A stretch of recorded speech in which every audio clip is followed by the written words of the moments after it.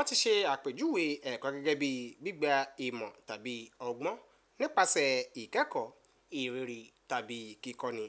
Èyí wáyé lásìkò àbẹ̀wò ìmọ̀ ìwà ẹ̀kọ́ tí àwọn akẹ́kọ̀ọ́ Kidis Home Montessori àti àwọn akẹ́kọ̀ọ́ Golden Gate Model College ṣe sí ilé-iṣẹ́ amóhùnmáwòrán ìjọba àpapọ̀ NTA Ìjẹ̀bú-Òde.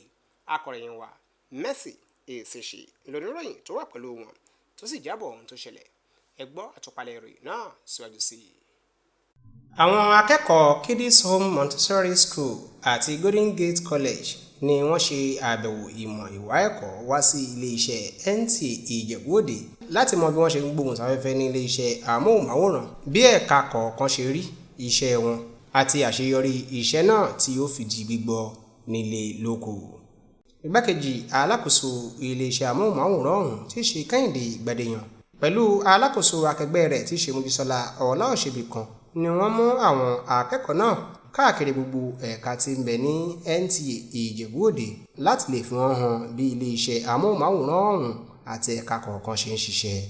Lára àwọn ibi tí wọ́n mú àwọn akẹ́kọ̀ọ́ náà lọ ní ìyàrá agbára, ẹ̀ka ìròyìn, ẹ̀ka ètò, ìyàrá ìtún àwòrán tò àti àwọn ẹ̀ka tó kù. Pẹ̀lú inú dídùn àti ayọ̀ náà ni àwọn akẹ́kọ̀ọ́ náà fi sọ ohun tí wọ́n kọ́ nínú ìbẹ̀wò ìmọ̀ ìwà ẹ̀kọ́ náà. Ilé ẹ̀kọ́ Montessori School àti Golden Gate Model College ni ó fìkàlẹ̀ sí Engineer Túndé Ọ̀ṣúnsànyà Close, Òkè Ọ̀wà, Ìjẹ̀bú-Òde ní ìpínlẹ̀ Ògùn.